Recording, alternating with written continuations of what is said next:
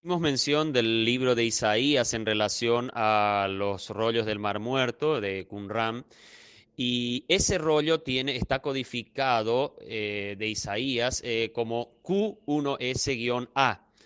Q viene de Qumran porque se escribe así, por eso se lo identifica. De hecho, todos los otros rollos también tienen esa codificación, pero el de Isaías es Q1S guión en medio A. Esa es la forma en que se lo identifica. Es el rollo que se encontró en Qumran. Está el libro completo escrito. Obviamente, la época de escritura original fue en el siglo VIII, hablando de los años 700. Más o menos se cree que el ministerio de Isaías fue desde el 740 hasta el 690, estimativamente. Las fechas que vamos a dar aquí no son fechas, digamos, pragmáticas, o sea, dogmáticas, perdón, sino son fechas estimadas que se calcula que fue el ministerio que hizo el profeta Isaías. Se tiene que corroborar, por ejemplo, con los reinados finales de Usías, de Ezequías, Joacás. Hay que ver los años de ellos porque dentro de estos reyes de la nación de Israel fue donde Isaías hizo su ministerio. Obviamente su libro original y escrito, recuerden que muchas veces en el libro de Isaías nosotros vamos a ver que Dios le hace ver y que tenía que escribir tal y tal cosa. Bueno, los escritos de él se centran más o menos entre la primera mitad del siglo octavo a la última etapa de lo que sería el siglo séptimo, años 690 y tanto. Así que la vida de Isaías transcurre en esos años antes del nacimiento de Cristo, pero las copias digamos, posibles de este libro que quedaron, o la copia del Qumran, se habrá hecho más o menos entre el año 150 a 100 antes de Cristo. Recuerden que dijimos que los escritos del Qumran tienen una datación, digamos, las copias que se encontraron son desde el año 250 a.C. hasta el 68 después de Cristo. Recuerden que esto fue escondido o guardado o de alguna manera cuidado y siempre controlado se cree, por los esenios, una secta muy legalista en la zona de Israel, y lo guardaron en esos lugares porque recuerden que en el año 70 Jerusalén fue invadida, fue destruida totalmente, el templo incluso fue destruido y muchos de los escritos, mucho de lo que se guardaba en el templo y demás fue destruido en lo que a la escritura se refiere, me estoy hablando. Y eso hizo que también por esta secta de los esenios también se haya podido recuperar mucho de lo que se tiene y se pudo cotejar por esas copias que ellos fueron guardando y haciendo. Se cree que muchos de los que componían la secta de los esenios eran escribas también y que venían de la escuela de la gran sinagoga en la época de Esdras. Recuerden que se componía de 120 escribas o soferines que hacían las copias y ellos mantenían y guardaban eso. También hay que entender que entre el año 250 y 68 está la diáspora israelita con la invasión que tuvo Jerusalén e Israel con Antíoco Epífanes y toda la batalla que hubo también entre los hermanos macabeos. Todo esto tenemos que entender, hermanos, que estas guerras y todo esto que pasó hizo mucha mella en lo que fueron las copias y escritos y se perdió mucho material muy importante, pero gracias a personas que quizás iluminadas por Dios para hacer algunas cosas lograron guardar y de alguna manera retener muchas de las copias y de los escritos antiguos testamentarios. Así que como vemos, hermanos, para armar el códice, todos estos materiales fueron necesarios y, por supuesto, atravesando guerras y problemas y apostasía de la nación de Israel y demás cosas que usted leyendo la Biblia puede ir notando, hizo que estos escritos también tuvieran que estar por tantos años escondidos, pero nunca la palabra de Dios dejó de estar plasmada por escritura, obviamente por copias, pero siempre hubo palabra de Dios, quizás más escasa en algunas épocas, pero siempre hubo para poder hacerlo. Bien, vamos a continuar con esto que estamos estudiando y veamos ahora unos pergaminos más en relación al Qumran, a los rollos. Vamos a ver, quizás posiblemente es el pergamino más antiguo que hay de los rollos del Mar Muerto. Algunos creen que este documento que se llama Samuel medio B, que pertenece al 4Q, es la codificación que tiene este documento, este rollo. Contiene el primer libro de Samuel, no completo, pero tiene los capítulos 16, 20, 19, 21 y 23. Y posiblemente, como decíamos, es el más antiguo. Obviamente, el escrito original de todo esto fue en el siglo X a 9 antes de Cristo, en la época de Samuel, el profeta, que fue el que ungió a Saúl y a David en los tiempos de ellos, fue su vida. Él muere en el tiempo en que David es perseguido y todavía reinaba Saúl, y uno puede ver eso también en el primer libro de Samuel. Y hay que entender que este libro posiblemente fue, o este rollo fue conservado por mucho tiempo. Las copias primarias de este libro que se hizo, las primeras posiblemente se hizo en el siglo entre el cuarto al tercero antes del nacimiento de nuestro Salvador. Así que hay que entender que es un rollo muy importante y es un fragmento del libro de Samuel que al parecer sobrevivió las diferentes guerras y apostasías de Israel, y muchos creen que es no solo una copia, posiblemente sea esa parte de los capítulos que mencioné, 16, 19, 21 y 23, posiblemente sean esas partes que sobrevivieron como un original, pero hay copia también ya hecha en el siglo cuarto o tercero en la era del Antiguo Testamento o antes de Cristo. Bueno, esto por dar un fragmento más que se habrá usado para hacer los primeros códices del Antiguo Testamento. Bueno, también tenemos el papiro Rylands 458, así se lo llama. La escritura es original, se hizo en hebreo, por supuesto, en el siglo XV al XIII. Contiene porciones, y aquí atendamos bien, griegas de Deuteronomio 23 al 28. Recuerden que en Deuteronomio 23 al 28 se está hablando del el pacto deuteronómico, incluso va hasta el capítulo 30, o sea, donde comenzaba también ya el pacto deuteronómico en el 28. Esa parte está registrada en este papiro de Ryland, o sea, estamos hablando de que el material es de tipo papel, pero está escrito en griego. ¿Qué quiere decir esto? La copia más o menos de este papiro se lo hace en el año 150. No sabemos si es la primera copia o ya son copias que hubo, y en el 150 de data la que se encuentra también de este papiro. No se entiende que está con los papiros del Qumran, sino se entiende que es un fragmento encontrado fuera de esta época, o sea, fuera de este grupo de escritos y rollos del Qumran, el de Rylands. Ahora, el hecho de que esté hecho en griego pertenece a la helenización, a la época helenista de los israelitas, cuando ellos ya prácticamente hablaban más el griego que el hebreo. Recordemos, como dijimos ayer, que en Israel los que vivían en Israel eran los que hablaban el hebreo o el arameo, pero los que estaban viviendo en el imperio, sea persa o griego principalmente, ya en el griego, y siguieron en el imperio romano también viviendo en sus ciudades normalmente, y ahí ya por generaciones habían nacido, no hablaban tanto el hebreo como sí el griego. Por eso nace también la necesidad de la Septuaginta para el pueblo israelita helenista. Por ejemplo, van al Nuevo Testamento y en el capítulo 6 hay un problema que surge. Vamos a dar como un ejemplo histórico de esto.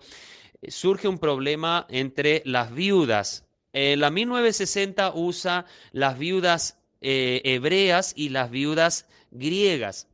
En realidad las dos eran hebreas, pero se dice griega no en el sentido porque eran de Grecia, sino porque eran de la época de la helenización. Esto se corrige porque en el Nuevo Testamento de la Sociedad Bíblica Trinitaria y algunas Biblias en la familia de Reina Valera dice helenistas, que es una traducción más correcta porque eran de la helenización. Esas viudas que tuvieron problemas, las hebreas con las helenistas, eran porque es como que siempre a las que eran de Israel eran más consideradas, vivieron en el suelo de tierra santa, como llamaban los mismos hebreos a veces, la tierra escogida por Jehová.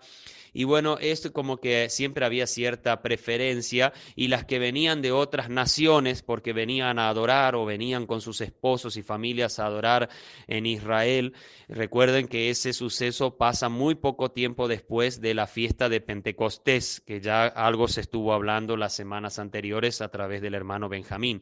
Hay que entender que ahí había mucha gente de las diferentes naciones y se predica, por supuesto, el Evangelio por primera vez por parte de Pedro y muchas de estas personas pertenecían a la iglesia de Cristo, pero se componían de israelitas de Israel y de israelitas helenistas. Entonces hay que entender que el idioma griego para ellos era importante porque así podían continuar en el estudio y en lo que eran las consideraciones de las costumbres israelitas, pero ya no en el idioma hebreo porque donde ellos vivían prácticamente nadie hablaba casi hebreo. Los maestros que estaban en esas zonas fuera de Israel eran personas que estaban ya acostumbradas a lo que era el habla griega y por eso nacen los escritos del Antiguo Testamento en griego, principalmente la Septuaginta es una de las traducciones principales y más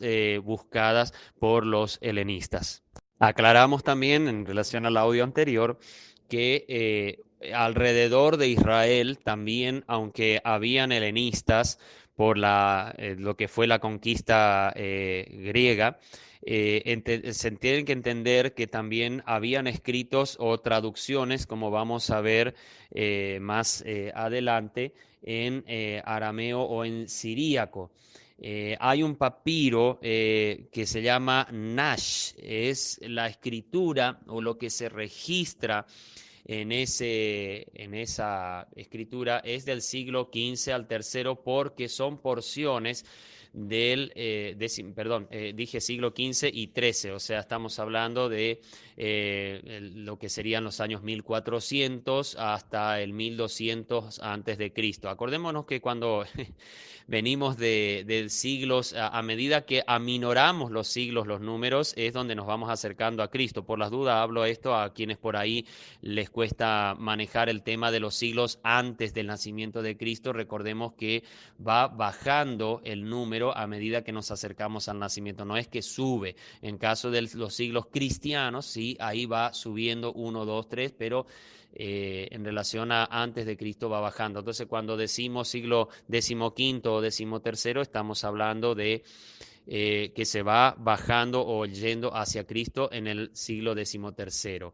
Ahí tenemos este papiro, hablamos de término de papel. Nash eso registra ese fragmento, tiene porciones dañadas del decálogo de Éxodo 20, Deuteronomio 5, 6 al 21 y la Shema 6, 4 al 9.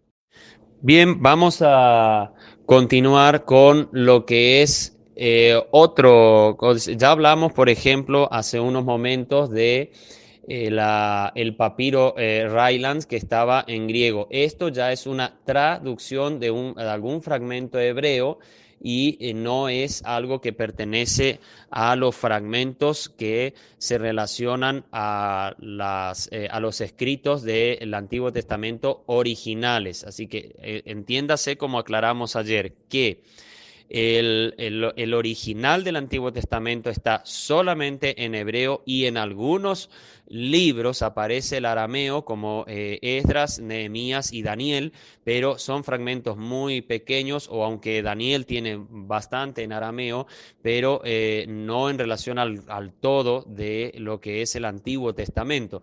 Así que lo que sea en griego o como vemos ahora, lo que se ha también encontrado, escrituras que van desde el siglo decimoquinto y tercero en relación a la Peshita, ya son traducciones. Es el Antiguo Testamento en siríaco, es una escritura que va desde el siglo, o sea, el mensaje original fue dado en el decimoquinto siglo antes de Cristo hasta el cuarto siglo antes de Cristo, y las copias de esa, cuando se hace ese escrito, estamos hablando del siglo del año 100 al 200, o sea, el segundo siglo de la era cristiana, ya es donde se hace la Peshita para los cristianos y para los lectores arameos principalmente, que entendían mejor ese idioma, pero hay muchos fragmentos de las escrituras originales de esos siglos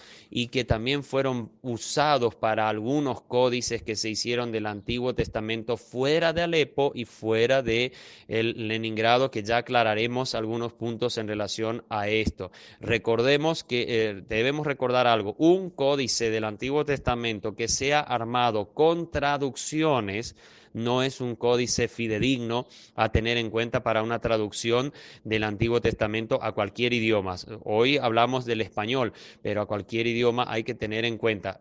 Doy esto porque por ahí algunos van a empezar a ver la composición de los códices y de dónde han tomado fragmentos para armar su códice, y aquí es donde debemos tener mucho cuidado, porque una traducción no puede armar, o para una traducción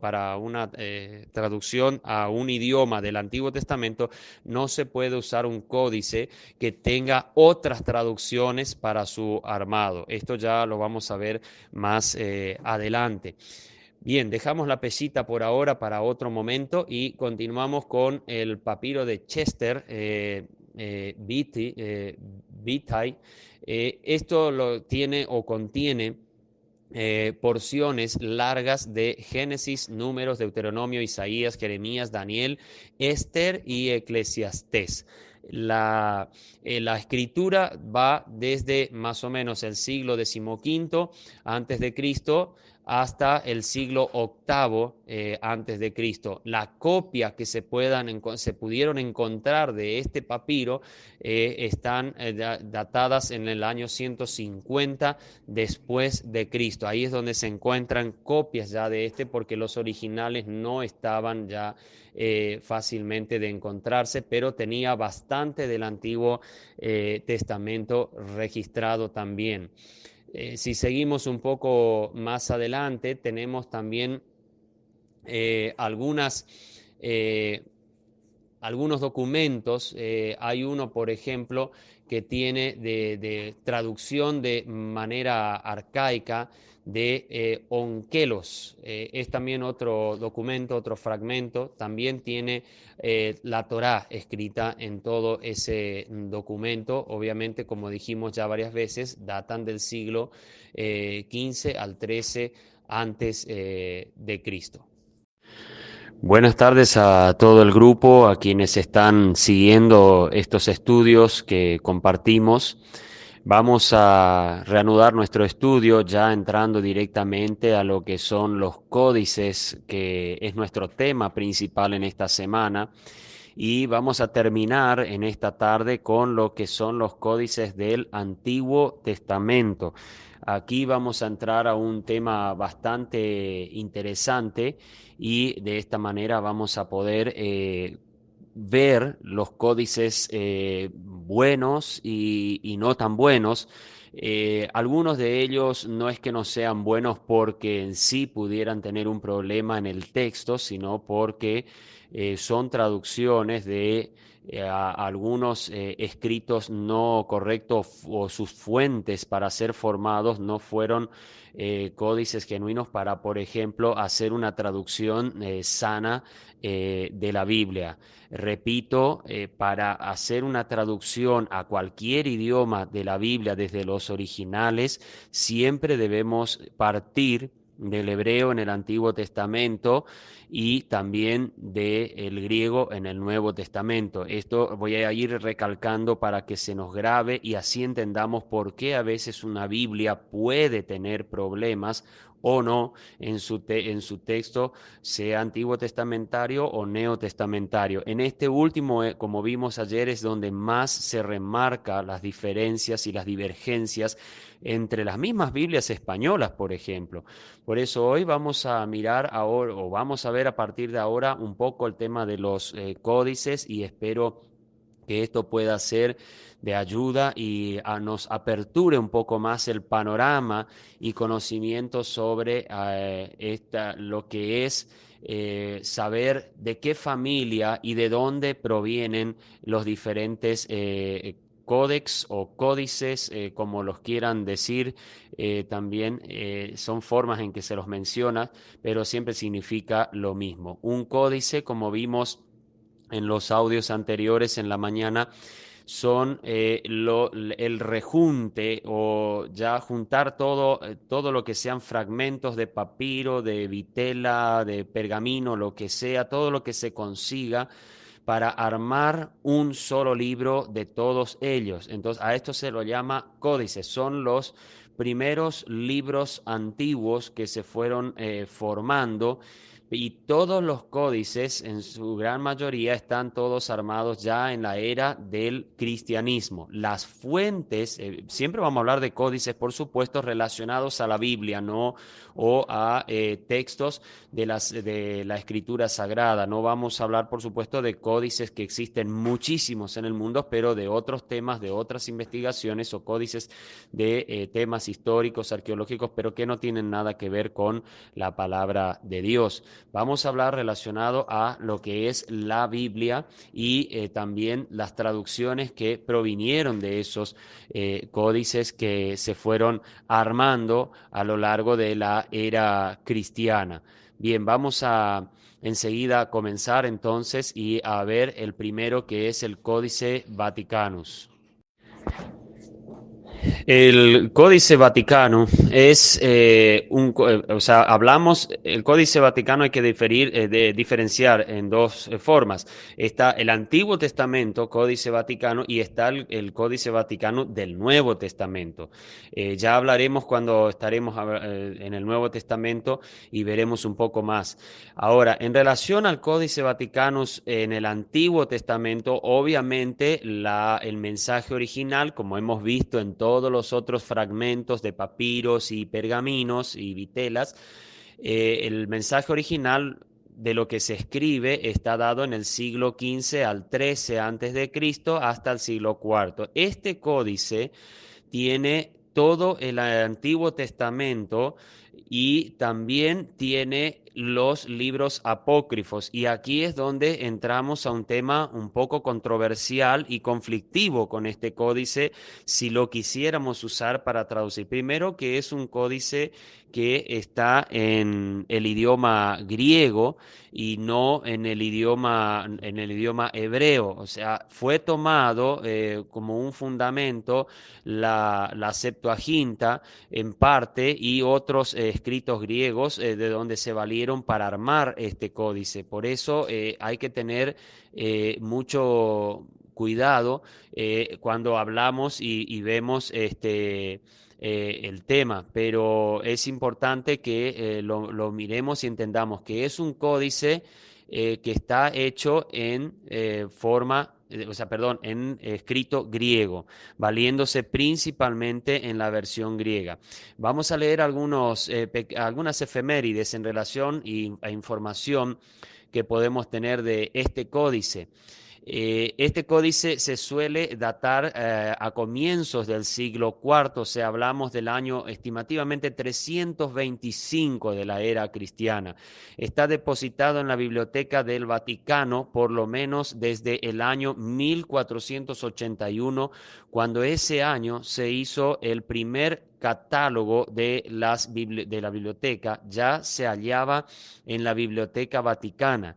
Es seguramente el más antiguo e importante de todos los códices del Nuevo Testamento. Contiene toda la Biblia, Antiguo y Nuevo Testamento, con algunas lenguas en concreto. Los hechos acaban en el capítulo 9. Como vemos, hay ciertas faltantes en el Nuevo Testamento, que eso ya lo vamos a ver con más detenimiento más adelante. No se sabe con certeza cuál es su procedencia. La mayoría sitúa su origen en Egipto o Alejandría, si bien hay otros que lo ubican en Cesarea. La página miden cerca de 27 por 27 centímetros, sería algo parecido casi a lo que es una hoja A4.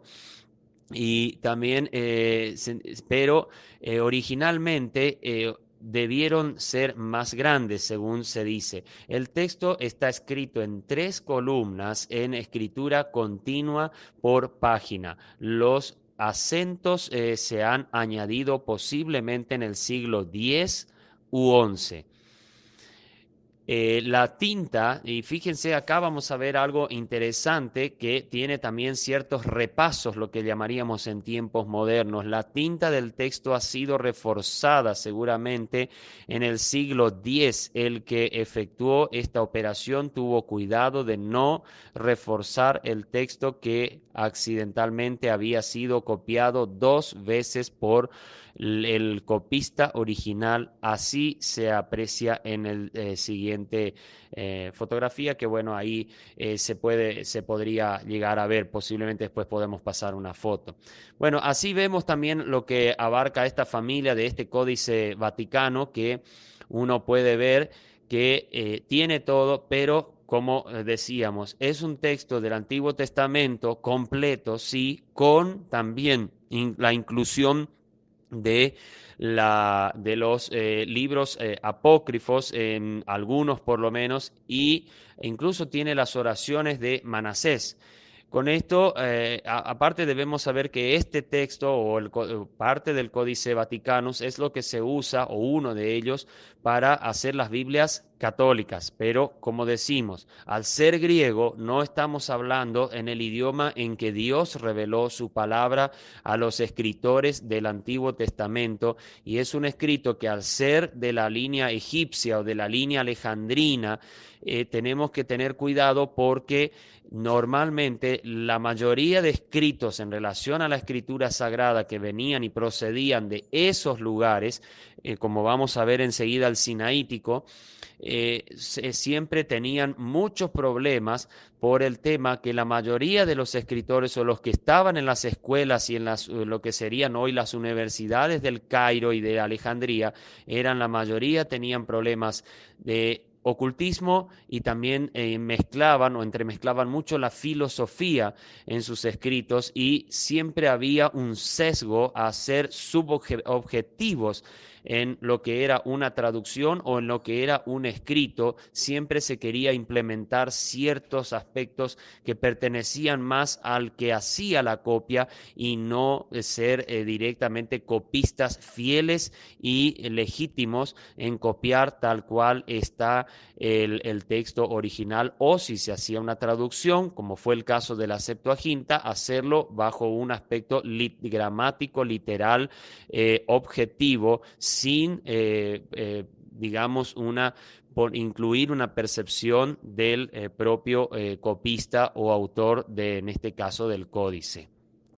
Bien, el Códice Vaticanus, me había olvidado de mencionar en el audio anterior, se cataloga con la letra B. Códice Vaticano es la letra B larga o B labial, es lo que se usa, así que si usted ve por ahí el Códice B, tendrá que saber que es el Vaticano tanto para en el Antiguo como en el Nuevo Testamento. Bien, ahora vamos a ir a un códice también más o menos del año 345 después de Cristo fue hecho.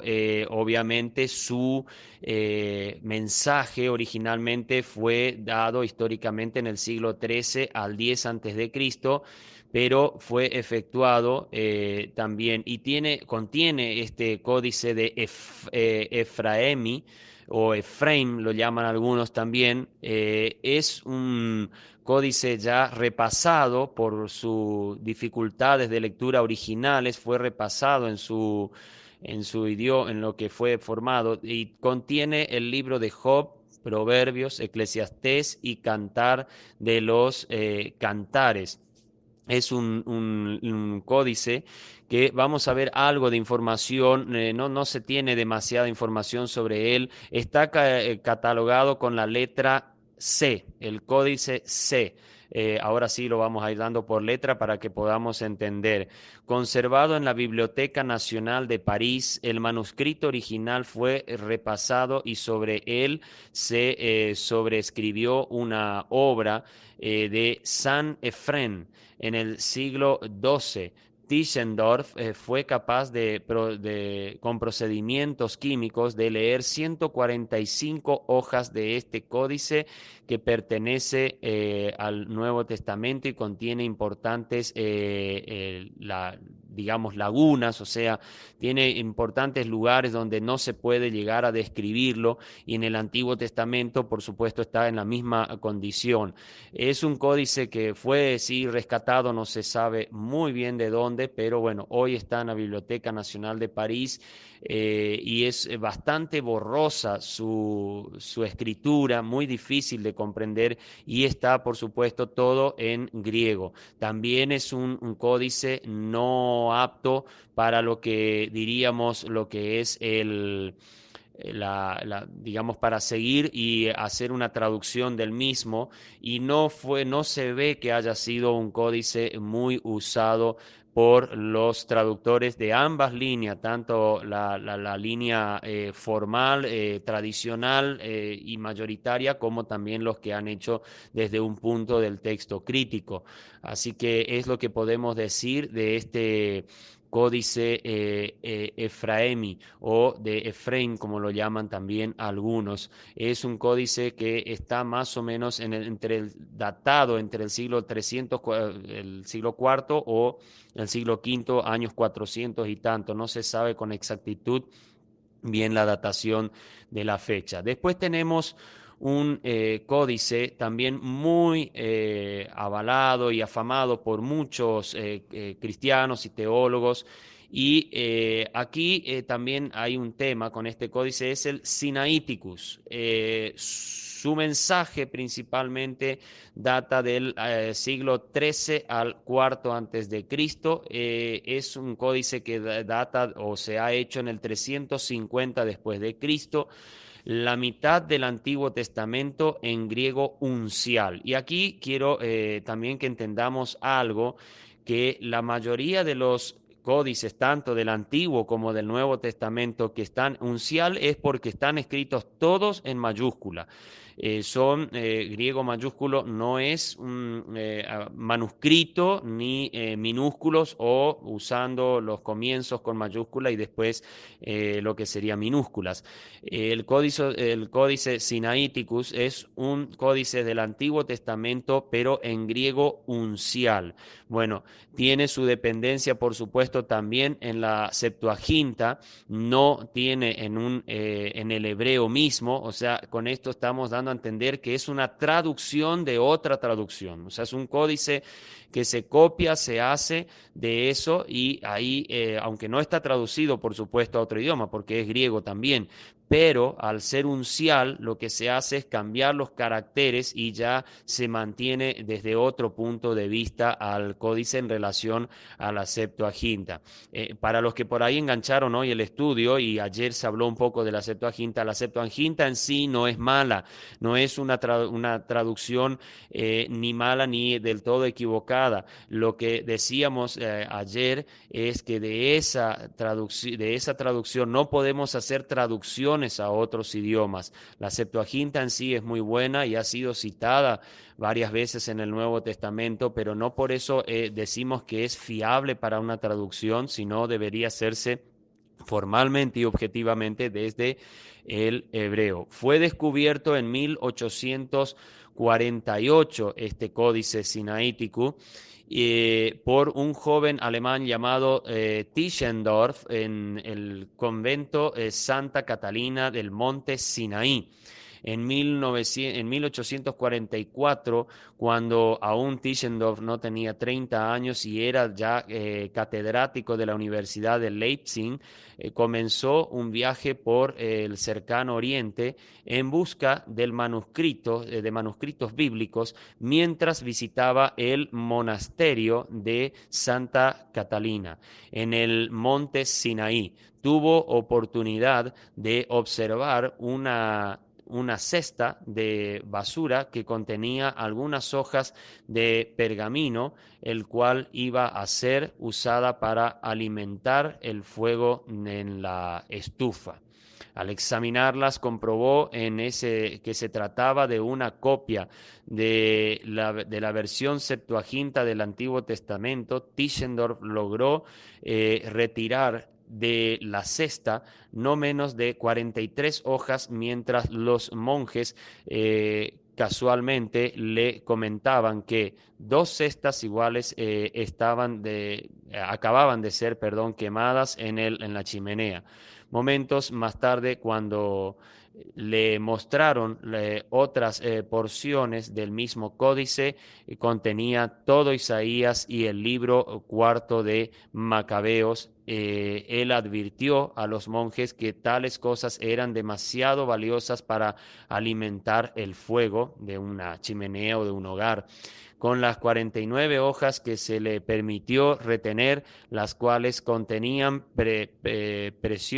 porciones, perdón, del primer libro de Crónicas, Jeremías, Nehemías y Esther, hizo una publicación en 1846 nombrando tales documentos como el códice Federico Augustanus. Y después, por supuesto, tuvo ya la nombración de Sinaítico porque fue el lugar en donde se encontró en lo que es hoy la península del Sinaí, y por eso se le llama. Ahora, hay que entender que este códice también tiene y abarca los libros apócrifos, por eso es tan valioso y valorado en especial por los católicos. Ahora, tanto el Vaticano como el Sinaítico son dos textos usados mucho en las Biblias modernas entre los evangélicos, como la Nueva Versión Internacional, Traducción Viviente y muchas otras. Recordemos que hay en versiones bíblicas en español, hay más de 30. Y siempre la pregunta que se hace es, ¿por qué tantas Biblias y por qué tantos se están efectuando? Recordemos que muchas de las revisiones y traducciones nuevas hoy, fuera de la familia de la Reina Valera, todas proceden del siglo XX, después de la aceptación en las traducciones o en las revisiones que también podían participar sacerdotes católicos o del magisterio católico, y por eso obviamente ellos introducirían como parte de los originales para ellos de traducción los códices unciales y griegos, que no estoy diciendo que nos sirvan de consulta para comparaciones y para advertencias, muchas veces para nuestro estudio, pero no son códices correctos de usarlos para una traducción del Antiguo Testamento, más aún que tienen también, esto está hecho por otros eruditos mucho más conocedores de quien les habla, pero se ha visto muchos cambios, incluso tanto en el Antiguo como en el Nuevo Testamento. Ya llegado al Nuevo Testamento veremos algunas cosas más. Así que esperamos con esto se pueda entender un poco también esto del códice sinaítico. Bien, vamos a continuar con el códice Alejandrinos. También este obviamente no solamente se usa en relación al Antiguo Testamento, sino también al Nuevo Testamento. Este códice mantiene tiene todo el Antiguo Testamento entero en griego uncial, pero también, por supuesto, está avalando como parte de su escrito los libros deuterocanónicos. Para la Iglesia Católica es el más valioso, este códice Alejandrinus. Obviamente no es un códice tomando el hebreo como la lengua oficial, sino la griega. De hecho, su procedencia es también alejandrina de la zona de Egipto, y como hemos visto, estos escritos también siempre tenían un sesgo hacia y orientaciones hacia otras prácticas que no solamente eran un cristianismo vivo y sincero en Cristo. Es un valiosísimo manuscrito griego del Antiguo y Nuevo Testamento, según la Iglesia Católica, llamado así porque fue traído a Europa desde Alejandría y había sido propiedad del patriarca de esa sede. En aras de la brevedad, Walton le asignó la letra A. Este es el códice A, que muchas veces ustedes pueden ver. Entonces es el Alejandrinus, tanto en el Antiguo como en el Nuevo Testamento. En su Biblia políglota, y así creó la moda de llamar a los manuscritos de la Biblia con esos símbolos. Códice A fue el primero de los grandes unciales que se conoció en el mundo ilustrado. Se cree que cuando Cyril Lucar, patriarca de Alejandría, pasó en 1621 al patriarcado de Constantinopla, trajo consigo el códice. Más tarde lo envió como un regalo al rey James I de Inglaterra, que murió antes que el regalo le fuera presentado, y Carlos I en 1627 lo aceptó en su lugar. Ahora es la gloria principal del Departamento de Manuscritos del Museo Británico, donde se exhibe. Nota del editor: el Museo Británico y la Biblioteca Británica se separaron en 1973 y el códice se guarda ahora en ella. El códice A, o códice Alejandrinus, contiene la Biblia del canon católico y por lo tanto incluye los libros deuterocanónicos y partes del libro del Antiguo Testamento. Además, une los apócrifos 3 y 4 de Macabeos, de origen muy posterior a los Macabeos canónicos. Eh, Al Nuevo Testamento se le añade la epístola de San Clemente de Roma y la homilía, que se conocía con el título de Segunda Epístola de Clemente.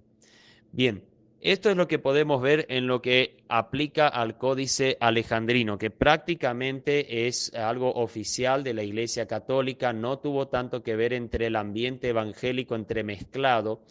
Y hay algo que por ahí es importante entender en relación a este códice, y es el tema o los códices tanto sinaítico, vaticano y alejandrino. Todos ellos se hicieron apenas había comenzado lo que se llamaría el sincretismo de la religión católica romana, fundada por Constantino y su madre Helena. Apenas fueron fundadas estas religiones y ya fueron surgiendo y se armaron estos códices para de alguna manera también tener lo que era necesario para poder aplicarlos a lo que era la religión de ellos. Recuerde que cualquiera que ha leído los apócrifos o los deuterocanónicos en el Antiguo Testamento, que son 7, va a entender que muchas prácticas católicas y muchas cosas que se hacen proceden de esos libros y no de los libros protocanónicos, que serían los libros de primer orden, o sea, los libros canónicos que hoy tenemos en el Antiguo Testamento en nuestras Biblias cristiano-evangélicas.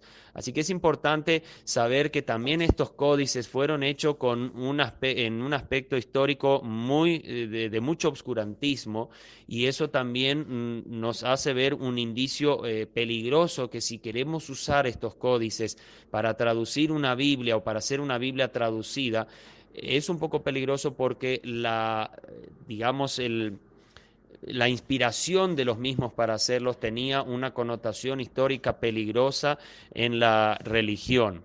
Bien, vamos a continuar todavía con los códices hebraicos, que son el códice cairensis, el códice de Alepo y Leningrado. Vamos a ver y darle un poquito de tiempo también a estos tres, en especial a Alepo y a Leningrado. Bien, continuamos con estas clases sobre códices o códigos, códex, como los estuvimos viendo al principio, y hoy vamos, mejor dicho, seguir ahora con lo que son los códices del Antiguo Testamento ya en hebreo, o que fueron efectuados en el mismo idioma en el que Dios reveló su palabra, obviamente en el idioma hebreo. Y vamos a ver un primer códice, quizás un poco desconocido para la mayoría del pueblo cristiano, y se llama el Cairensis, o Cairensis. Es el C, así se lo denomina también a este códice, y es un códice que pertenece a la familia de los masoretas. Digamos, no tiene todos los libros, pero tiene los primeros y últimos profetas. No es completo como lo que, digamos, trata de ser el Alepo o el Leningrado, que vamos a hablar en unos momentos de estos dos códices también. El códice cairensis es un códice que se lo dice así porque tiene, digamos, es preferente entre muchos cristianos del Cairo, en la zona de Egipto, pero es eh, podemos decir, un códice dentro de todo bastante bueno, pero pertenece a la familia masoreta de Ben Neftalí, no de la familia de Ben Asher, que es el que se usa normalmente, o en la mayoría de las Biblias, en la Reina Valera, se usa de la familia Ben Asher. Esto hay que también acá diferenciar. El códice, perdón, el códice cairensis es un códice hecho por la familia masoreta, pero de la familia Ben Asher, perdón, Ben Neftalí, que era una familia no tan prominente, no tan reconocida y aceptada entre los masoretas. Con todo eso, no decimos que el códice, en las partes que tiene, principalmente en los libros de los profetas, no sea del todo malo. Lo que sí, por la familia Moses Ben Asher, de Tiberias, o de esta zona en relación a Israel, eran los más reconocidos y los que habían hecho los códices en forma completa del Antiguo Testamento, registrando las puntuaciones y vocales del idioma hebreo, como también cita la familia Ben Neftalí. Pero Ben Neftalí, esta familia masoreta, no llegaron, o no se sabe que hayan hecho un códice completo del Antiguo Testamento, como si lo hicieron la familia Ben Asher, en especial procedentes de Moshe Ben Asher. Así que es importante también aclarar esto. Muchos partidarios de este códice, por ahí lo quieren poner en coigualdad a la familia Ben Asher, pero bueno, son cuestiones y discusiones que no nos trae al caso. No queremos descartar la posibilidad de que sea un buen códice. De hecho, está hecho dentro de la familia de los masoretas, y eso ya nos da la pauta de que tiene dentro de todo una buena procedencia, pero no fue tan aceptado o tenido en cuenta porque la familia Ben Asher o de Moshe o Moisés Ben Asher lo habían hecho completo y toda la descendencia Asher eran las que ya habían completado y siempre pulido, en especial con las masoras. Las masoras son los comentarios y aclaraciones que se hacen al margen del texto hebreo masoreta, que es el Antiguo Testamento.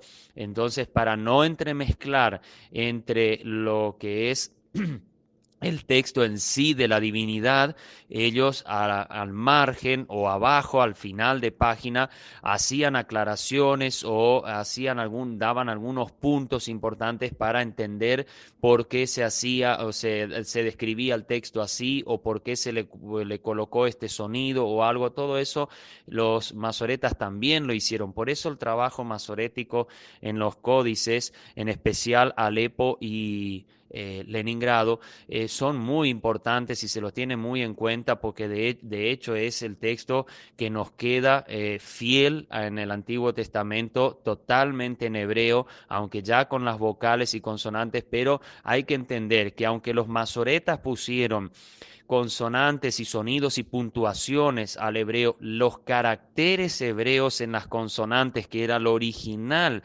en el Antiguo Testamento antes de los masoretas, no se cambian, no están cambiados, sino se mantienen fiel copia de eso, pero se agrega, sí, para una mejor pronunciación y entender del hebreo, se agregaron las consonantes y puntuaciones, tildes que se hicieron y la composición que tiene, que cuando usted mira hoy un escrito de la Biblia hebrea, obviamente lo va a ver con esos signos de puntuaciones. Recordamos lo que hablamos ayer, originalmente el hebreo no tenía no tenía vocales y con esas puntuaciones, guiones y tildes que vemos también abajo o sobre las letras, al costado de las letras. Principalmente abajo de las letras están los principales signos de vocálicos del hebreo y algunas tildes para dar acentuaciones o letras o pronunciaciones vocálicas que a veces se necesitan para poder entender mejor. Así que hay que entender que este códice del el Cairo o cairesis es un códice no completo, es códice porque se amalgamaron todos los libros de los profetas que componen este códice y por eso lo tiene de esta manera como códice. No son fragmentos que se encontraron del hebreo, sino que el códice está formado por la familia masoreta Ben Neftalí, así que por eso es un poquito diferente, o mejor dicho, la procedencia es diferente, pero pertenece a la familia masoreta, pero no está completo el Antiguo Testamento como en el caso de Alepo y el caso de Leningrado, aunque como vamos a ver en Alepo, mucho del texto original completo se ha perdido y bueno, todavía está en búsqueda, pero originalmente fue completo como el de Leningrado. Bien, vamos a proceder entonces en el próximo audio a ver el códice de Alepo. Seguimos entonces, como decíamos, con el códice de Alepo. Este códice es del siglo X, estamos hablando de los años 900 en adelante, de la era cristiana. Es también un códice que tiene que ver con lo que se relaciona a el códice masoreta, pero ya de la familia, es uno de los que han hecho la familia de Ben Asher. Este códice, por supuesto, es muy renombrado, muy conocido y aclamado porque es de donde también se ha tomado y se ha hecho fuente para el Leningrado también. De hecho, el Leningrado es una copia y una mejora ya en documentación, o sea, nos referimos a la calidad del documento para poder de esa manera hacer, tener todo el Antiguo Testamento. Ambos documentos se escriben estimativamente en la misma época y vamos a leer algunos aspectos históricos del Codex Alepo o Códice de Alepo, Códex o Códice, así se lo puede decir, como decíamos hace un tiempo. Vamos a mirar también algunos problemas que tuvo este códice, que es muy bueno, pero por cuestiones de guerras, de incendios y demás, aunque se cree que se rescató todo el códice y existe completo el códice, hoy no está expuesto completo porque hay partes que están perdidas. Data del 930 después de Cristo, cerca un tercio de él incluye casi toda la Torá. Se lo considera el manuscrito original de mayor autoridad masoreta, que según la tradición familiar, estas escrituras hebreas fueron preservadas de generación en generación. Así, el Códice de Alepo es visto como fuente original y la mayor autoridad para el texto bíblico y los rituales judíos. Este probó haber sido el texto más fiel a los principios de los masoretas. El Códice de Alepo tiene una larga historia de consultas por las autoridades rabínicas. Los estudios modernos lo muestran como la más exacta representación de los principios masoréticos que pueden ser encontrados en todo el manuscrito, conteniendo poquísimos errores entre los millones de detalles ortográficos que componen el texto masorético. Las consonantes usadas en el códice fueron recopiladas por el escritor Shlomo ben Buyaha en Israel en el año 920. El texto fue vocalizado con puntos concordantes con el estilo masorético por Aarón ben Moses ben Asher. Ben Moses fue el último y mayor miembro prominente de la dinastía de Ben Asher, que dio forma a la versión más exacta de la Masora y consecuentemente del Tanaj. Bien, aquí podemos ver algunas cosas muy interesantes en relación a este códice y también vamos a ver ahora en unos momentos cómo este códice también es el respaldo que tiene el códice de Leningrado. Pero aquí vemos lo que hablábamos en el audio anterior, lo relacionado a lo que es lo que se relaciona a la familia Ben Asher. Recordemos, hablábamos de la familia Ben Neftalí, pero que su códice no es completo del Antiguo Testamento y por eso Ben Asher fue tan aceptado y, o sea, la familia masoreta Ben Asher fue tan aceptado el códice de ellos o el Antiguo Testamento hebreo de ellos porque fue completo y los rabinos en la época que ya empezaba a circular este códice o este Antiguo Testamento hebreo masoreta, fue muy bien aceptado y reconocido por la tradición hebrea. Hay algo que debemos tener en cuenta en relación a Alepo y a Leningrado, que son dos códices que están relacionados muy cercanamente a Israel. Están también relacionados a las tradiciones rabínicas y a las costumbres israelitas y también la generación que guardó los manuscritos de base del códice de Alepo y Leningrado son generaciones de israelitas que siempre estuvieron allí, siempre se movieron dentro de esa zona de Israel, a pesar de las guerras y persecuciones y todo lo que ha acontecido detrás de estos dos códices se mantuvieron cercanamente a esas zonas y nunca dejaron y no fueron de tradición helenista. Esto es muy importante también a tener en cuenta en relación a la familia de los masoretas, en especial la familia Ben Asher. De ahí la autoridad del texto también y por qué se lo tiene tan cercanamente a este texto como texto oficial del Antiguo Testamento para la traducción de Biblias al castellano, al inglés, al alemán o al idioma que se quiera hacerlo. Continuamos entonces con el tema del Códice de Alepo. En la actualidad se realiza una búsqueda en 4 continentes para encontrar las páginas perdidas de uno de los textos religiosos más importantes del mundo, una Biblia en hebreo de 1000 años de antigüedad conocida como el Códice de Alepo. Los cruzados se apropiaron de esa Biblia para exigir rescate del fuego, el fuego casi la destruyó y según una versión fue contrabandeada a través de las fronteras de Medio Oriente, oculta en una lavadora. Pero en 1958, cuando la Biblia llegó finalmente a Israel, 196 páginas habían desaparecido, alrededor de un 40% del total.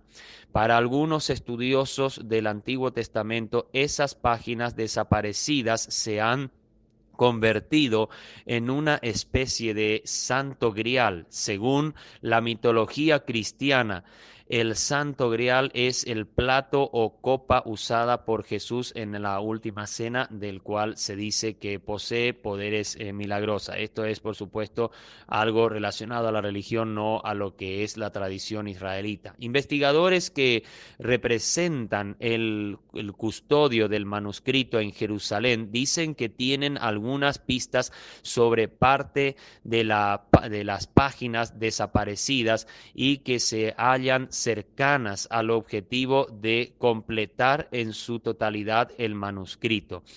El Códice de Alepo tal vez no sea tan famoso como los manuscritos del Mar Muerto, pero para muchos eruditos es inclusive más importante, pues es el considerado la edición definitiva de la Biblia judaica israelita.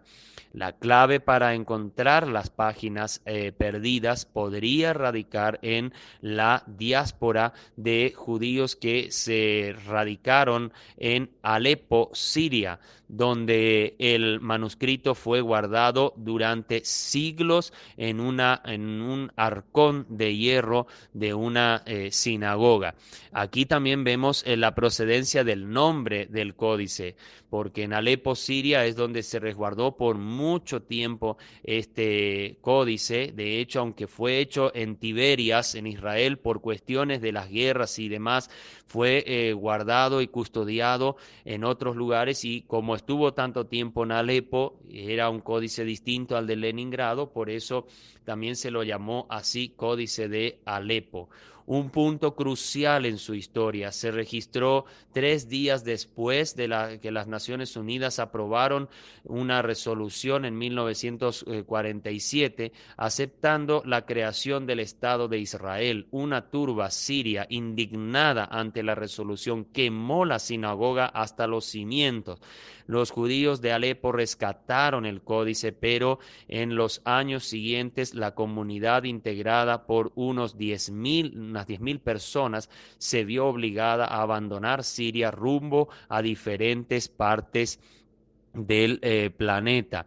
Los expertos creen que los judíos israelitas de Alepo tendrían en su poder algunas de las páginas desaparecidas, en tanto otras habrían sido adquiridas por comerciantes de antigüedades. 2 fragmentos han aparecido, una página completa en 1982 y un trozo más pequeño en el año pasado en años pasados que habían sido portado durante décadas por un residente de Brooklyn San Sabaj, así por lo menos se lo nombra, como un amuleto de la buena suerte. Imagínense para qué se usaba un documento tan importante que pertenece al Códice de Alepo. Cuando el códice llegó a Israel hace 50 años, fue entregado a Itzhak Ben Zvi, entonces el presidente de ese país y un experto en comunidades judías del mundo en el mundo islámico, aunque el manuscrito se halla en el Museo de Israel junto a los manuscritos del Mar Muerto. El Instituto Ben Zvi, fundado por el fallecido presidente, continúa siendo su custodia legal y respalda la nueva búsqueda. Esfuerzos previos, incluidos algunos realizados por diplomáticos israelíes y por agentes del Mossad, el servicio secreto de israelí, mmm, fracasaron. Fracasaron para encontrar lo que falta de los digamos, fragmentos. La nueva búsqueda ha resultado a un pequeño grupo de judíos de Alepo capaces de ganar la confianza de la comunidad y ha restituido información sobre el destino de algunas piezas específicas acerca de las personas que las tienen en su poder, dijo Zvi Sanmeret, director del Instituto Ben Zvi. Bien, así vemos cómo este códice tan valorado y tan valioso ha tenido tantas dificultades y por eso hoy está incompleto, pero originalmente era un códice completo, total del Antiguo Testamento, compuesto por todos los libros. Así que queda en el tiempo esperar si se van a encontrar todo lo que se ha perdido y bueno, es saber si el Señor así lo va a permitir. Pero podemos decir que el códice de Alepo, junto con el que veremos enseguida de Leningrado, es un códice que también será de gran ayuda para poder llegar a tener, y tenemos el respaldo que es, digamos, el texto masoreta de mayor confianza. Bien, continuamos con el Códice de Leningrado. Este quizás es uno de los más apreciados y conocidos por la comunidad de traductores y también obviamente forma parte de lo que hoy tenemos las Biblias, tanto de Rudolf Kittel como de la Biblia Stuttgartensia. Es uno de los más antiguos manuscritos del texto masorético de la Biblia hebraica y la copia completa más antigua disponible. Fue escrito en pergamino y está fechado en el año 1008. Obviamente estamos hablando después de Cristo. De acuerdo con el colofón, actualmente se encuentra reproducido textualmente en la Biblia hebraica de Rudolf Kittel, como dijimos, y en la Biblia hebraica de Stuttgartensia, sirve también como una fuente para que los eruditos trabajen en la recuperación de detalles de las partes faltantes del código de Alepo. Recuerden lo que leíamos, el códice de Alepo lamentablemente hoy está incompleto. Eso no quiere decir que sus partes no estén quizás en algún lugar que todavía no se saben, pero Leningrado tiene una similitud y aunque a veces se dice más completa que el Alepo. El texto bíblico encontrado en el códice de Leningrado contiene en letras hebraicas junto con las marcas vocálicas Nikud, así se le llaman esas marcas vocálicas, y los signos de entonación para el canto propios del hebreo tiberiano. Además, posee notas masoréticas o masoras en sus márgenes. Tiene también varios suplementos técnicos que tratan de los detalles textuales y lingüísticos, muchos de los cuales están pintados en formularios geométricos. El códex fue escrito sobre pergamino. Esto quiere decir que se usó un material de tipo cuero para poder hacer y que así pudiera perdurar más que si se hubiera hecho, por ejemplo, en papiro.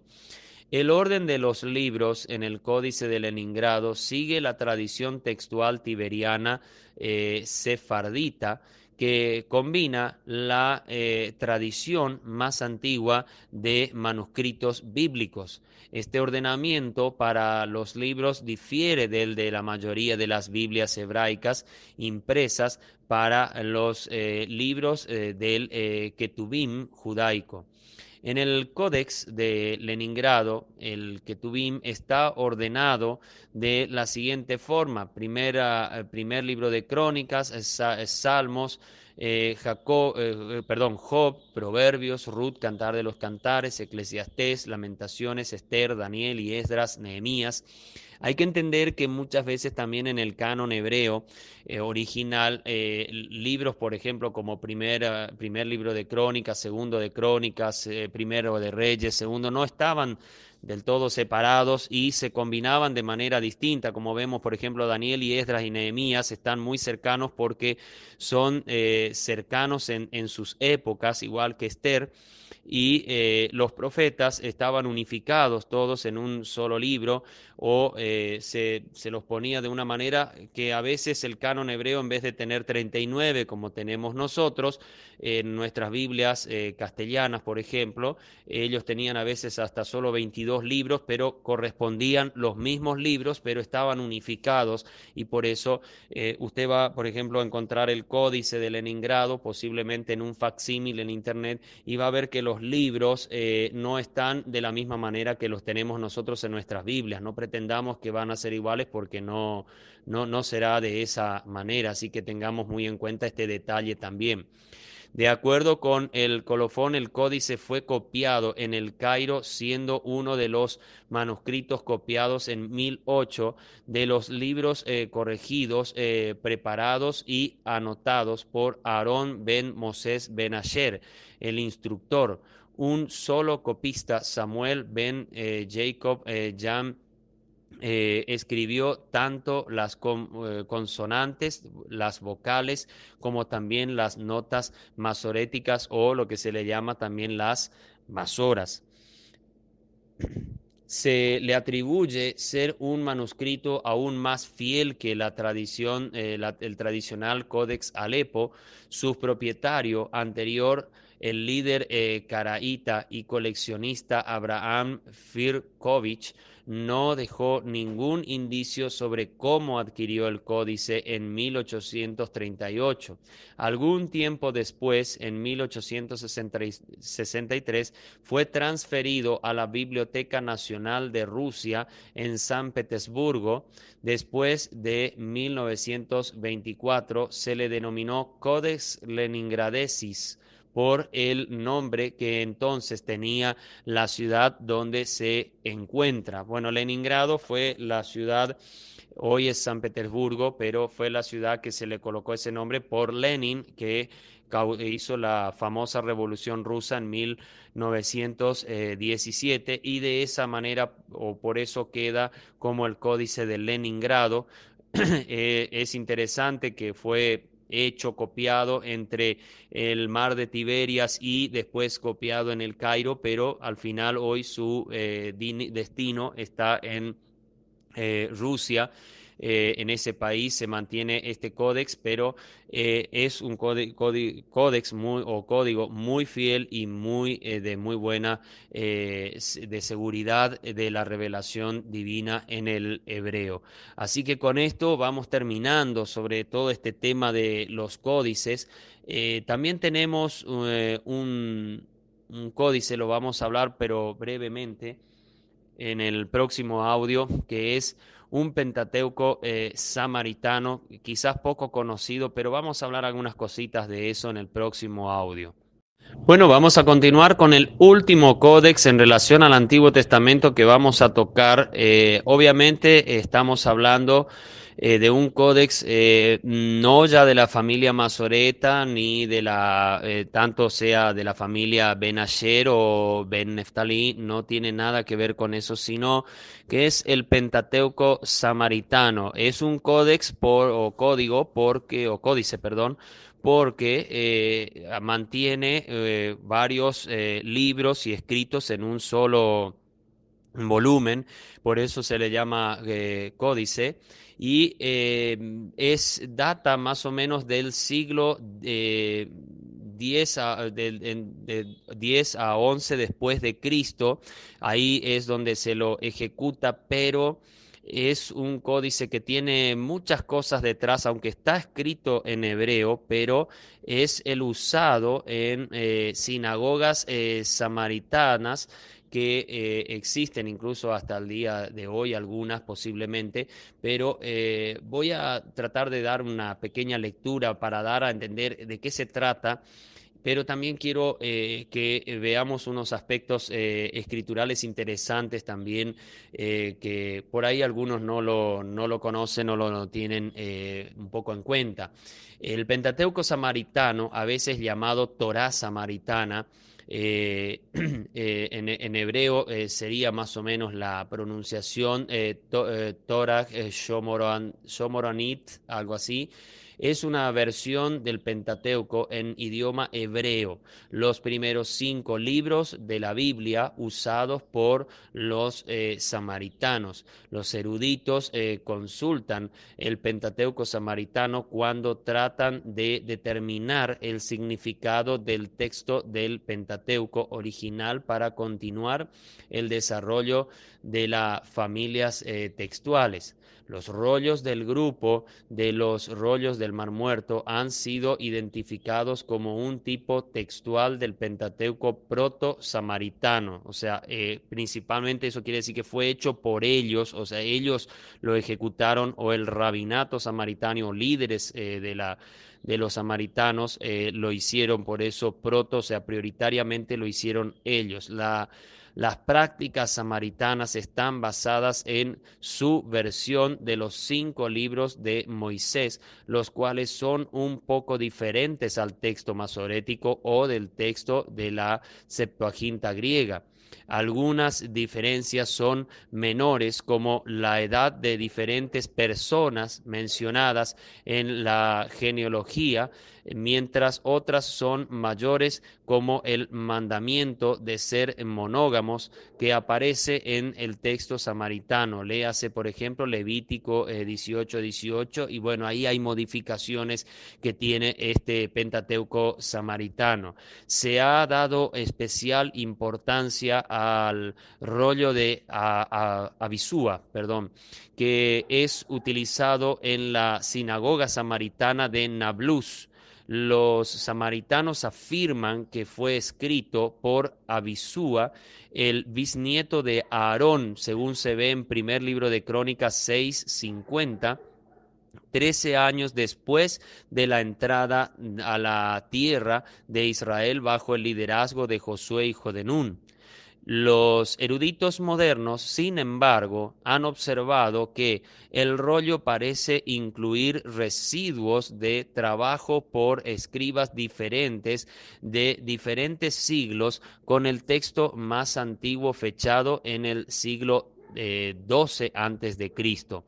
Bueno, esta última parte que se lee, hay que entender que los samaritanos son personas que tienen su raza, digamos, si se puede decir así, es parte israelita, y está para la época en que ellos nacen, están contaminados con las naciones gentiles alrededor de Israel, o los que pertenecían dentro de la tierra de Canaán, que fueron países que perduraron porque no fueron conquistados en la época de Josué, y tampoco estas naciones desaparecieron completamente hasta el reinado de David. Incluso algunas llegaron a quedar y a estar de este tipo de gente, y los samaritanos nacen en la época del Reino del Norte, en la rebelión.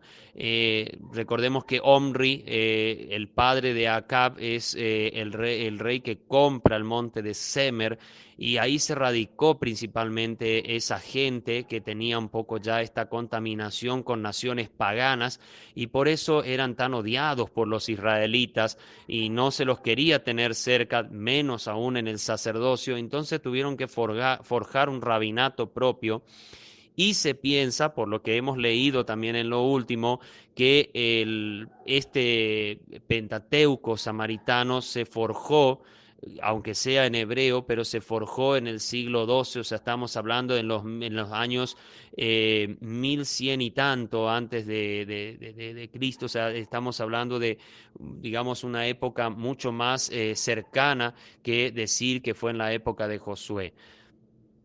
Ahora hay algo importante e interesante en los samaritanos. Si nosotros vamos al capítulo 4 de Juan, vemos que en la charla con Jesús, la samaritana le dice a él que los israelitas o los judíos decían que el lugar de adoración era uno y nuestros padres dicen que era en este monte y en tal y tal. Obviamente se habla del monte Ebal y del monte Gerizim. En uno se hicieron las maldiciones y en el otro se hicieron las bendiciones en el tiempo de Josué.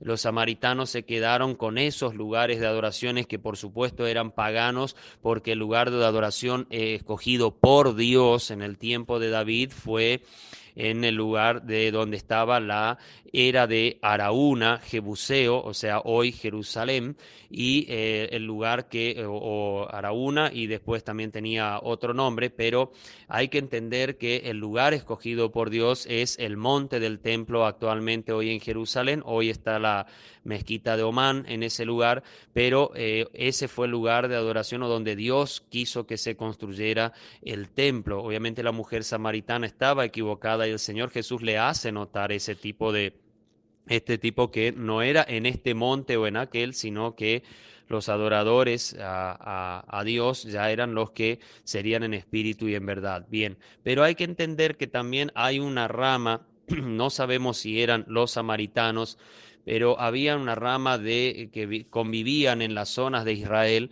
que aceptaban lo que se llamaba un exateuco. Esto quiere decir que se incluía al libro de Josué como parte de la ley.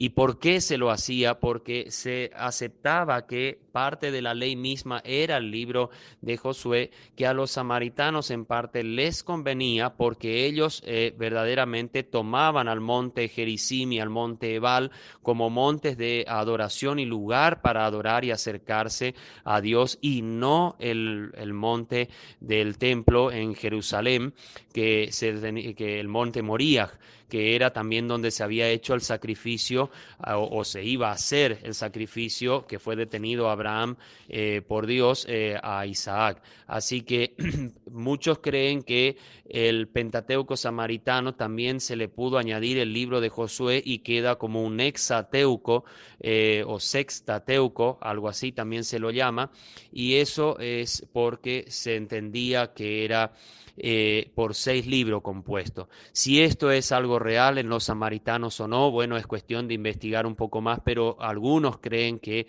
esto era algo real para ellos y por eso la mujer samaritana también citó eso de los montes de adoración y quería hacer esta pregunta a quien ella reconoció como un profeta del Antiguo Testamento, al propio Señor Jesús. Así que bueno, esto es lo que podemos decir de este Pentateuco samaritano, pero quedémonos como, para terminar esto, quedémonos como, eh, digamos, algo seguro para la traducción del Antiguo Testamento, los códices de Alepo, el de Leningrado, y por supuesto los escritos masoréticos que hoy ya están, por supuesto, registrados en libros modernos como la Biblia de Kittel y de Stuttgartensia, donde podemos encontrar el texto hebreo seguro para una traducción y de los que se valió también Reina para traducir el Antiguo Testamento, que era el de Leningrado por sobre todo, que para su época todavía era accesible y posible poder cotejarlo para poder hacer una buena traducción. Bueno, comencemos nuestras lecciones del día de hoy. Ya es la última etapa la que vamos a ir recorriendo y compartiendo juntos en relación a este tema de los códices. El día de ayer estuvimos hablando sobre los asuntos del Antiguo Testamento, tanto lo que eran códices, vimos algunos fragmentos y también pudimos notar códices buenos, códices malos. impropios para una buena traducción bíblica, y hoy nos tocará hacer el mismo trabajo en relación a el Nuevo Testamento. Cuando vamos a hablar del Nuevo Testamento vamos también así a hacerlo algo parecido al Antiguo.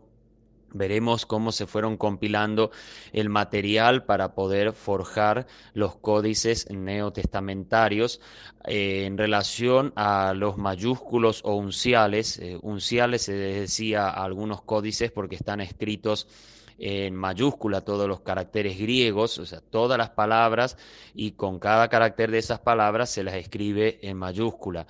Nosotros ayer vimos el sinaítico en el Antiguo Testamento, el alejandrino, el vaticano, Efraemi. Y bueno, hoy todavía vamos a ver en relación al Nuevo Testamento, vamos a ver el Códice de Beza, y también vamos a ver el washingtoniano, pero que está en la ciudad de Washington y por eso se lo llama así. Son dos códices que nos quedan pendientes de los unciales, pero los veremos hoy por cuestión que solo tienen fragmentos del Nuevo Testamento. Los que vimos ayer son de la Biblia completa, pero son todos en griegos. Como dijimos, el Antiguo Testamento fue inspirado por Dios en el idioma hebreo y en algunas partes en arameo. El Espíritu Santo se valió de estos idiomas para poder darnos y dejarnos la revelación de Dios en el antiguo pacto, o todo lo que era relacionado a la historia de Israel y los imperios mundiales, pero no se valió del idioma griego, aunque hay una traducción, repasando un poco de paso, como hay una traducción griega del Antiguo Testamento llamada la Septuaginta o de los 70, que decíamos es muy buena, es una traducción excelente del Antiguo Testamento que fue hecha principalmente para los israelitas en el tiempo helenista, o cuando vino la helenización por el imperio griego. Pero eso no quería decir que por ser una muy buena traducción, quería decir que sirve para que hagamos una correcta traducción del Antiguo Testamento. Aclaramos también desde el principio, ya el día martes, que las traducciones se deben hacer siempre del idioma original en el que fue revelado e inspirado por Dios a través del Espíritu de Dios en los escritores. No se debe usar una traducción de una traducción para hacer un, el tema de una traducción bíblica, sea al español o a cualquier idioma. Es importante tener en cuenta este detalle. Lo que vamos a ver ahora en relación al Nuevo Testamento son los materiales que se tuvieron en cuenta para usar y armar códices, tanto los códices buenos como los códices por ahí un poco sesgados en una verdad completa y doctrinal de la palabra de Dios. Siempre vamos ahora sí a hablar del idioma griego. En este idioma sí el Espíritu de Dios reveló su palabra a los escritores, inspiró a que escribieran en el idioma griego. Principalmente en casi todo el Nuevo Testamento se usa el koine, aunque hay algunas partes en donde se nota que hay un griego clásico, o el griego más, no diríamos del todo intelectual, pero era el que se usaba más académicamente. Ahora, se cree que Juan, por ejemplo, y Pablo en algunas cartas usaron este tipo de griego, el clásico, pero la mayor parte del Nuevo Testamento está en griego koiné, que era el griego popular, el griego que hablaba la población común, por eso se le dice koiné. Y el griego clásico por ahí eran menos usado porque mucha gente también no lo comprendía fácilmente, pero con todo ello el Nuevo Testamento en algunas porciones sí se lo usa. Y vamos a mirar algunos materiales que nos van a ayudar a entender cómo se fueron armando los códices, y así de esta forma podemos entender un poco mejor estos temas, que nos ayudan un poco a ver cuánto costó para que nos llegara una Biblia hoy a la mano, cuánto tuvo que hacer el Señor a lo largo de los siglos para que hoy traducida nos pueda llegar a Latinoamérica en el español. También los de habla portuguesa pueden tenerla de acuerdo a las traducciones que se hicieron hacia esos idiomas y tantos otros idiomas que hay. Pero para eso hubo un trabajo arduo, hubo muchas peripecias y eventualidades que se tuvieron que pasar y también hubieron hombres que verdaderamente han hecho una labor incansable para dejarnos un legado de la palabra de Dios en una forma concreta, prudente y entendida, en donde podemos encontrar un caudal de la sabiduría de nuestro Dios. Vamos a empezar entonces en el próximo audio con los papiros. Primeramente vamos a ir después con los mayúsculos o unciales, así los entienden algunos. Vamos a ver los manuscritos, pergamino, tanto en pergamino y papel, como los leccionarios, también en pergamino y papel.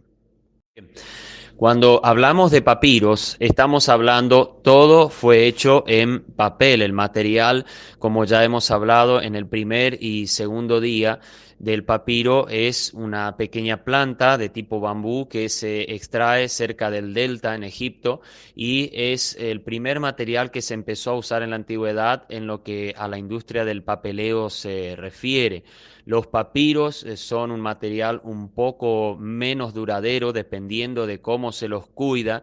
Es un poco menos duradero que, por ejemplo, el pergamino, los cueros o la vitela, que aunque es más o menos el mismo material de estos tres últimos, pero tienen más durabilidad por el tipo de material y depende la finura o que tenga también cada uno de ellos de estos tres últimos.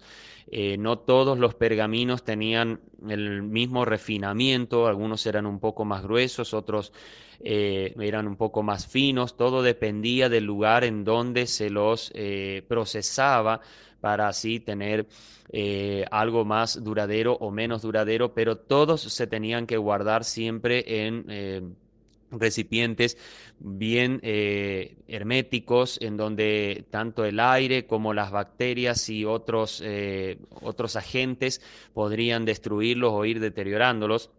Incluso agentes climáticos participaban en la durabilidad o no. Los papiros se debían conservar en lugares muy secos, donde había una cierta temperatura de calor.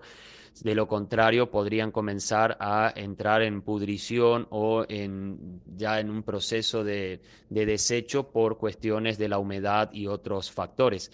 Bien, los papiros, en relación al Nuevo Testamento, son unos 118 que existen. Hay una lista vasta. En todos los papiros prácticamente se puede encontrar en la lista que hay de este tipo de documentación. Se pueden encontrar en los 118 casi todo el Nuevo Testamento. Va desde la marcación o la codificación de los papiros es P. Es P más un número que le sigue y vamos desde el P1 hasta el P118. Se encontraron en diferentes siglos, no fue algo que se encuentra así nomás en todos juntos, obviamente fragmentos que se fueron recopilando para poder armar después un códice del Nuevo Testamento. Los papiros participan mucho participan en el armado de lo que va a ser lo que llamábamos y hablamos en el repaso que hicimos de traducciones en lo que es el Textus Receptus. Recordemos que en los pergaminos, en los papiros, todo se estaba escribiendo en forma manuscrita y estos documentos escritos en manuscrito son de gran importancia porque aparte los papiros tienen una gran, un gran valor porque una buena mayoría vienen del siglo segundo hasta el cuarto, pero principalmente todos se encuentran entre el segundo y el tercero. Van algunos al cuarto y muy pocos se han encontrado en el siglo quinto. Por supuesto, eso no quiere decir que si se encontraran algunos papiros más allá del siglo quinto, eso no nos diría que sean de mala. Vemos que, por ejemplo, el papiro 41, 42, 43 y 44 son encontrados entre el siglo séptimo y octavo, o sea, años 600 y 700 de la era cristiana, pero todos ellos tienen partes del Evangelio o partes de Apocalipsis. Nosotros podemos ver en estos papiros de estos últimos que estamos mencionando, que aunque se encuentran más tardíamente que otros, son papiros que no se contradicen o no sacan su misma definición en lo que a la escritura se refiere. También hay que entender que la mayoría de los papiros fueron encontrados en las zonas de Israel o de Siria, toda la zona de Medio Oriente. No tanto en Egipto, aunque se usó el material, pero ese es el valor también, porque hay algo que debemos entender para el armado de un buen Nuevo Testamento griego, que aunque se hacen los códex después o códices, eso no quiere decir que el lugar donde se encuentra no tenga mucho que ver. Hay que entender que los códices se forman de un material, depende del lugar también donde se los ubicó y en qué lugares. Lugares muy respetados en donde se encuentra un papiro, por ejemplo, o un pergamino, son los lugares en las zonas de Israel, donde en especial los israelitas mesiánicos, los que ya habían recibido al Mesías como Salvador, eran parte de la iglesia de Cristo.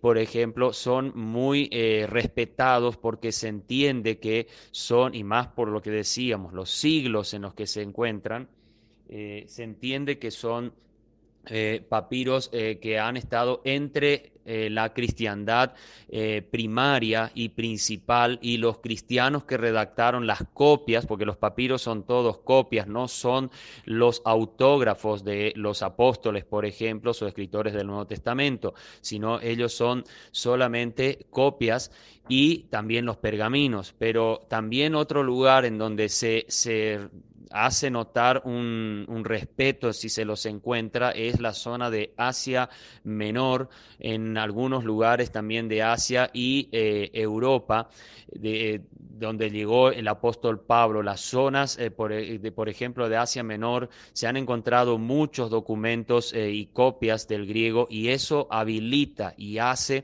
que tenga un valor muy importante para los que están buscando verdaderamente un texto del Nuevo Testamento sano y coherente. Seguimos entonces con el tema de los papiros.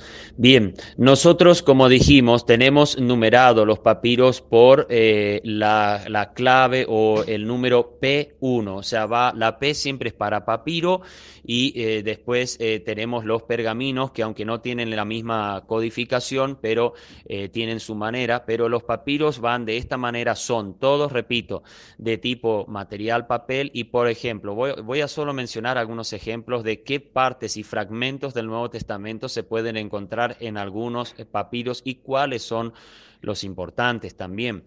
Por ejemplo, cuando nosotros miramos el P1, que se encuentra en el tercer siglo, estamos hablando de años 200 y tanto para arriba, vemos Mateo capítulo 1, versículos 1 al 9, 12, 14 al 20. O sea, estos capítulos o este fragmento del Evangelio de Mateo lo encontramos en el P1, en el P2, que se encuentra en el siglo cuarto, hablamos de años 300, siglo sexto, disculpen. También se encuentra Juan 12, 12 al 15. Por ese motivo, vamos viendo que son muchos los papiros, porque no en todos se registra una gran parte de los o evangelios o del Nuevo Testamento. Por ejemplo, cuando nosotros vamos a papiros como el 44, el 45 y el 46, podemos ver que en estos papiros se encuentra una enorme cantidad del Nuevo Testamento. Solo en estos tres que les menciono, citas de varias partes del Nuevo Testamento, porque Los P hay que entender también que estaban agrupados. Cuando se los encontraba a veces varios en una sola. No era solo un rollo, sino se podía encontrar varios rollos a la vez. Entonces ahí se numeraban esos papiros y se le daba ese número a todo ese conjunto que se había encontrado. Por ejemplo, el papiro 45, que está en el tercer siglo, estamos hablando de años de 200, es uno de los más grandes e importantes porque se encuentran muchísimas citas del Nuevo Testamento. Todos estos están escritos en manuscritos, se ha escrito todo a mano, no en letra imprenta.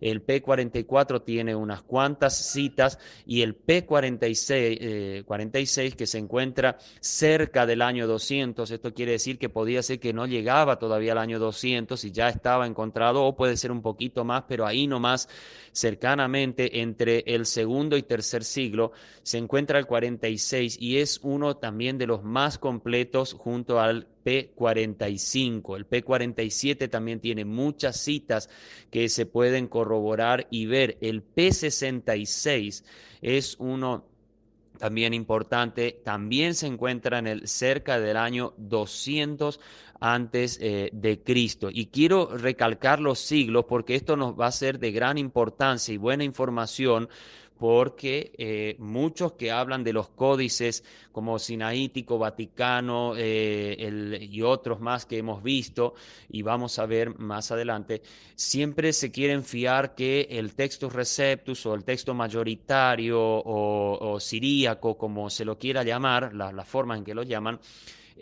dice que datan de fechas muy tardías. Es cierto, el Textus Receptus no se hizo hasta el siglo XVI, no se comenzaron a hacer, pero el material que se recaba para hacer el Textus Receptus tiene material que ya va mucho antes de estos códices malos, yo los llamo así, pero puede usted ponerle el nombre de tipo crítico, si se quiere usar también esta palabra, están mucho antes en gran parte del armado de eso. De hecho, los leccionarios que vamos a ver más adelante también son de fechas muy tempranas, algunos y mucho antes de los códices críticos.